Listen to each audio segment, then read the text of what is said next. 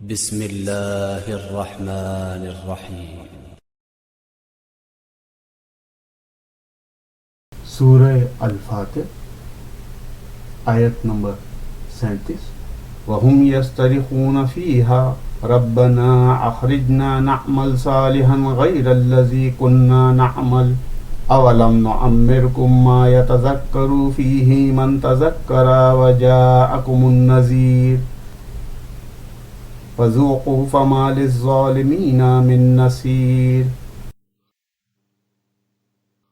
اور وہ لوگ اس میں چلائیں گے کہ اے ہمارے پروردگار، ہم کو نکال لے، ہم اچھے کام کریں گے برخلاف ان کاموں کے جو ہم کیا کرتے تھے۔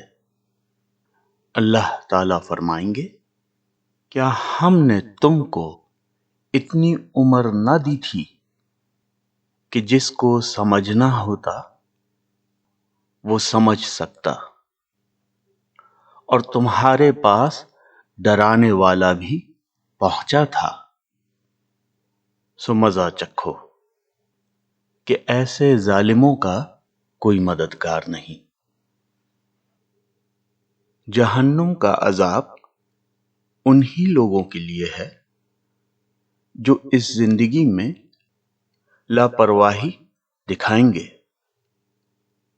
اللہ کی کتاب، اس میں موجود نصیحتیں اور احکامات مذاق نہیں ہیں، یہ نہایت سنجیدہ باتیں ہیں۔ جو بھی چاہے اللہ تعالیٰ کی عطا کی ہوئی اس زندگی سے بھرپور فائدہ اٹھائے،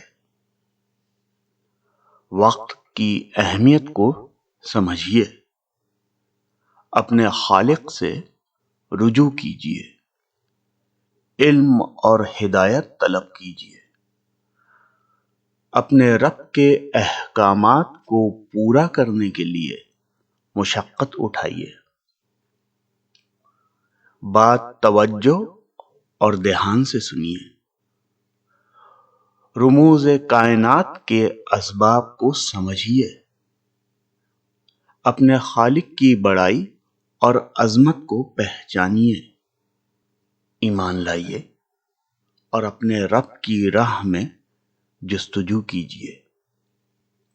زندگی کھیل تماشوں یا نمود و نمائش کے لیے نہیں دی گئی، بلکہ علم و تربیت حاصل کرنے کے لیے دی گئی ہے، تاکہ آپ ابدی زندگی میں اپنے رب کے قریب ہونے سے پہلے پاک و صاف ہو جائیں، طور طریقے سیکھ لیں، ادب و آداب اپنا لیں،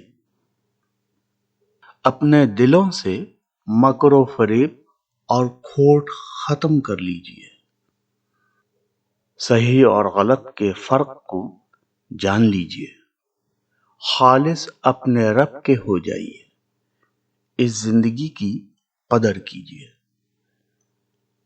اپنے رب کی راہ میں اپنے آپ کو بدلیے، آج سے، ابھی سے۔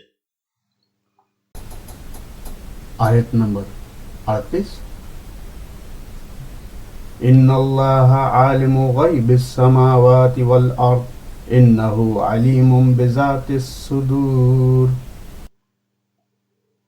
بے شک اللہ تعالی جاننے والا ہے آسمانوں اور زمین کی پوشیدہ چیزوں کا، بے شک وہی جاننے والا ہے سینوں کی باتوں کا۔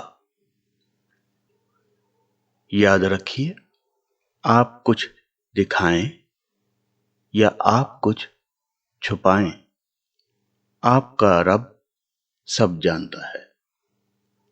آپ کے اعمال آپ کی نیتوں پر پرکھے جائیں گے، اپنے دل کو کھوٹ سے پاک کیجیے۔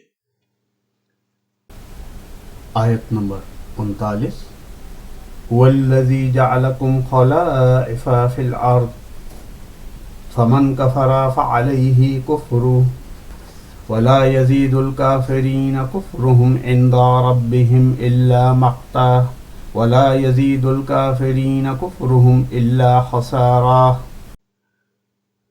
وہی ایسا ہے جس نے تم کو زمین میں آباد کیا، سو جو شخص کفر کرے گا اس کے کفر کا وبال اسی پر پڑے گا، اور کافروں کے لیے ان کا کفر ان کے پروردگار کے نزدیک ناراضگی بڑھنے کا باعث ہوتا ہے، اور کافروں کے لیے ان کا کفر خسارہ بڑھنے ہی کا باعث ہوتا ہے۔ یہاں یہ بات ہم سے واضح الفاظ میں کہی جا رہی ہے کہ ہمیں ہمارے رب نے ہی اس زمین پر آباد کیا ہے، یعنی ہم یہاں پہلے سے موجود نہ تھے، اور ہم یہ بھی اچھی طرح جانتے ہیں کہ ہمارا وجود ایک نہ ایک دن ختم ہو جائے گا۔ دوسرے لفظوں میں ہم پھر یہاں نہیں ہوں گے، یعنی ہماری مستقل سکونت، ہمارا مسکن، ہماری آماج گاہ کہیں اور ہی ہے۔ تو کیا یہ عقل مندی کا تقاضا نہیں کہ ہم غور فکر کرنا شروع کر دیں، کوششیں کرنا شروع کر دیں، تیاری رکھیں، آخرت کے لیے اچھے سامان، اچھے اسباب ابھی سے تلاش کرنا شروع کر دیں؟ اپنے اوپر ناگہانی اور آفت آنے سے پہلے ہی ہم اپنے ساز و سامان تیار کر لیں۔ آپ کے سامنے آپ کے رب کی نصیحتیں موجود ہیں۔ آیت نمبر 40۔ قل ارأيتم شركاءكم الذين تدعون من دون الله أروني ماذا خلقوا من الأرض أم لهم شرك في السماوات أم آتيناهم كتابا فهم على بينة منه بل إن يعد الظالمون بعضهم بعضا إلا غرورا۔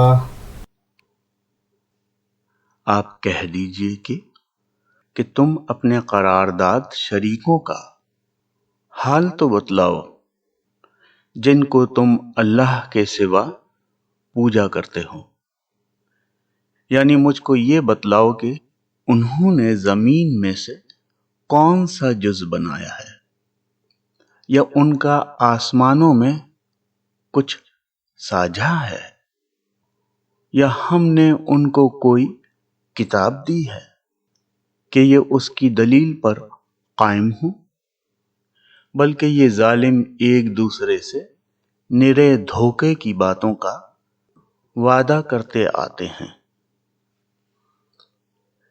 یقین جانیے کہ ہم سب تنہا ہی اپنے رب کے سامنے پیش کیے جائیں گے، بے یار و مددگار۔ اپنے کیے کا حساب ہمیں خود سے ہی دینا ہے، جھوٹ مکر و فریب کی کوئی گنجائش نہ ہوگی۔ آپ کا نہ کوئی وکیل ہوگا، نہ کوئی دفاع کرنے والا۔ دنیا ہو یا آخرت، آسمان ہو یا یہ زمین، آپ کا آپ کے رب کے سوا کوئی کارساز، کوئی مددگار نہیں۔ دیگر نام صرف ایک دھوکہ ہے۔ آپ کا اصلی ہمدرد آپ کا رب ہی ہے۔ کائنات میں کوئی دوسرا خالق نہیں۔ سچے دل اور اپنی پوری لگن سے اپنے رب سے رجوع کیجیے، آج اور ابھی۔ سبحان اللہ و بحمدہ، سبحان اللہ العظیم۔